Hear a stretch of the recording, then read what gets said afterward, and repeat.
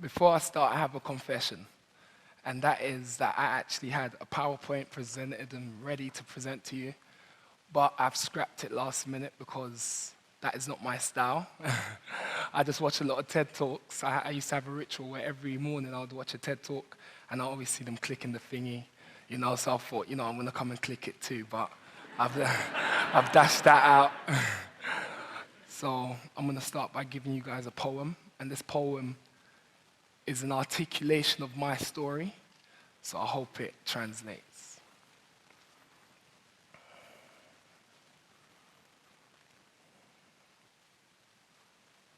Have you ever seen the eyes on a butterfly's wings? Deep like the gaze of a glorified king. For they can overwrite. They will overwhelm. Eternal like they appear from another realm, another world, another life. Yes, another life. I too have known another life, another state. I am a walking contradiction. I should have shared another fate. I know a butterfly's fame, but felt the caterpillar's pain. My cocoon was love. But who will love the caterpillar? Drug dealer. Who will love the caterpillar? Gang member. Who will love the caterpillar? No, they can only love the butterfly. They take pictures of the butterfly. They speak scriptures of the butterfly, but label a nuisance, we that couldn't fly. They say that eye is the window to the soul. So if you really look close, you can see the caterpillar's pain in the eyes on the butterfly's wings. It stings. So strange is change. So great is love. Love is my cocoon. Change is not a contemporary art, nor is it a recent trend. For the butterfly has been from the era Eocene, so for 50 million years, it's been standing as a proof that change is real, that change will come. So I say cocoon to the sky, for the butterfly is proof that the old me can die, so that the true me may live. So now, the wingless has wings, but it took a while. Metamorphosis, it took a trial. It took a hug. It took a kiss. It took a smile. But let the truth be told that this caterpillar was a butterfly all the while, just in need of that cocoon. Thank you.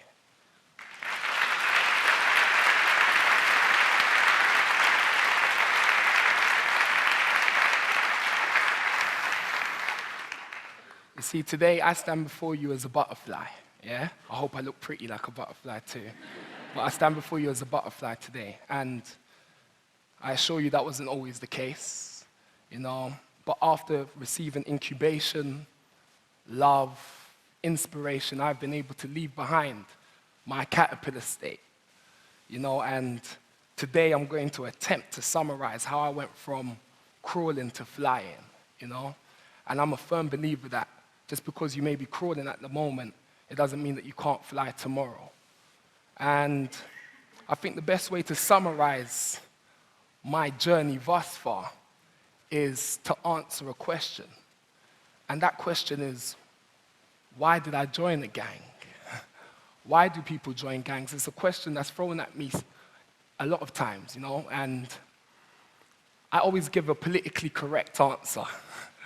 I'll say, there's social issues, and there's economical factors, and, emotional deficiencies. And all of these answers are true. And they have parts of the truth, overall truth. But in this tapestry of an answer, I believe that the most potent strand is the fact that I had ambition. I was ambitious.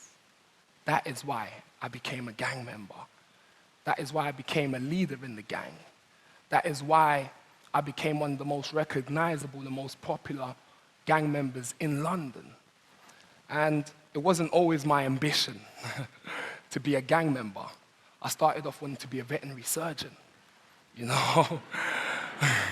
I used to watch RSPCA with my dad all of the time, and I was just fascinated. I love animals. I also then wanted to be an astronaut.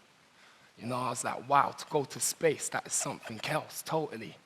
Then I thought, you know what, I'm gonna be a pilot, you know, because there's air stewardesses, you know, there's good pay and they get to wear a uniform. So I said, I'm gonna be a pilot. Then that went out the window. And then something odd happened when I was about 11. And I realized that even though I was excelling in school, it wasn't serving me. My mum was a teacher. Her mum was a teacher. Academics was something that was esteemed in my household. It was exalted even.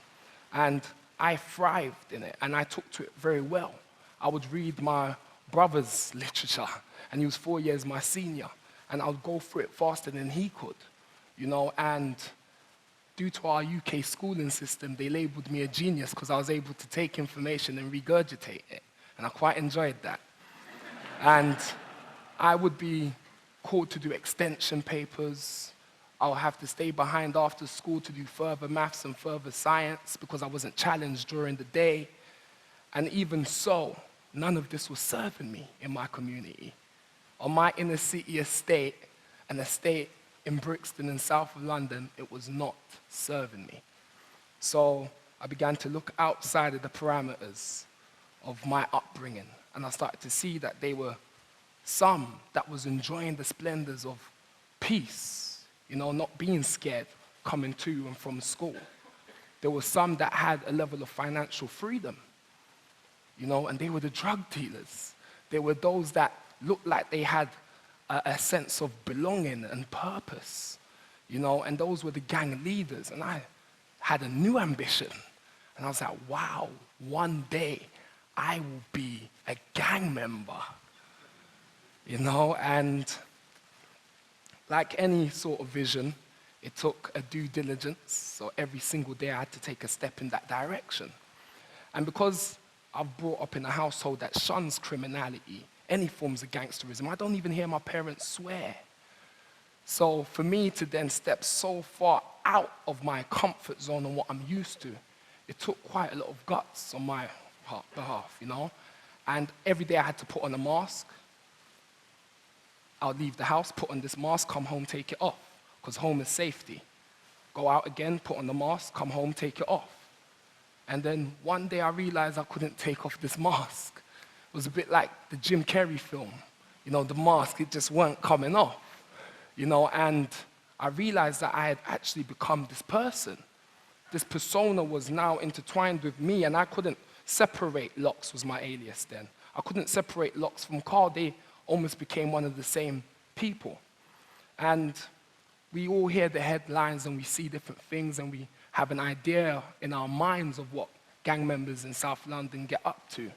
But to kind of give you a bit more insight so you can know where I'm coming from, is one of my closest friends, he was murdered by my side when we were 15. And he was stabbed in the heart in Kennerton. And the blood left his body at such a rate, it propelled his t-shirt in the air. It's an image that won't leave me. And following that, I was cut on my face, not in the same incident, a different incident. I was also stabbed in my chest. I've been butchered in my back. I've been shot at more times than I've had birthday parties. And I always introduce myself as the should be dead usually. And if I go through the history, you'll know why, but we haven't got time for that right now. But what I am trying to get across is the reality of what I was involved in. It was severe. And in order to live a life in such a way, you have to be totally entrenched. The idea of it has to become your ideology. You have to own it. And gangsterism was my way of life. It was as normal for me as a city boy putting on the tie and grabbing a briefcase and going into the city. You know, I used to carry a firearm to the chicken shop, a .45 caliber gun to go maybe a quarter mile from my home to the chicken shop, and I was very, very fortunate because I bumped into a lovely woman called Pastor Mimi, and she ended up opening her home to us. And her son was also a right-hand man, my right-hand man in the gang that we were in, so he was just as entrenched in gangsterism as I was. So she began to engage me because she couldn't reach her son directly. And her home became organically an informal therapeutic community gang rehabilitation center. Yeah. And basically, we all moved in. And it wasn't just the moving in, but what was significant is that a new ambition moved into our lives. And that was that we wanted to get out of the life that we were in. She convinced us that we were more than gang members. So we all started going towards this goal collectively. And if someone else had a revelation one day that you may not have received, being in that hub together, you were able to cross-pollinate each other. So then we began to infect each other with this ambition, and it began to grow, and it began to just allow us to have the confidence to say no to the gang that we were in and to denounce gangsterism totally. And a few years later, I was able to say that I am not a part of a gang. I usually do it by the last time I held a firearm, and that was about 4.5 years ago. So right now I stand before you reformed. I don't even know how a man can have the capacity to inflict harm on another man in a way of stabbing or the thing for me is grotesque at the moment, but it wasn't always the case. So it's just where your head is. And this led me now that I'm reformed, I'm not free still. Because now I have the burden, carrying the information that it is possible to change your life around. You can be entrenched, you can be at one end of the polar spectrum, and yet you can journey to the other end where you're able to be that butterfly and to fly. So now I'm trying to provide cocoons for all the butterflies in the waiting. And this cocoon is going to be this country's first therapeutic community gang rehabilitation center, the formal kind. It's basically mimicking what I underwent in Pastor Mimi's home, and providing it in a way where young men can hold on to it and own it. And in order for this to be effective, I also want to help change policy in this country.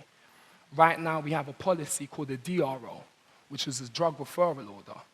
And that gives the judge the power to either send someone that has been brought before them due to a crime connected to their addiction to either be incarcerated, which we now know is crime colleges, because it's proven that they get more addictions when they go in than what they had before, or he can send them to be rehabilitated, which is more cost effective, it's cheaper, and in the long term, it's better for society and for the individual.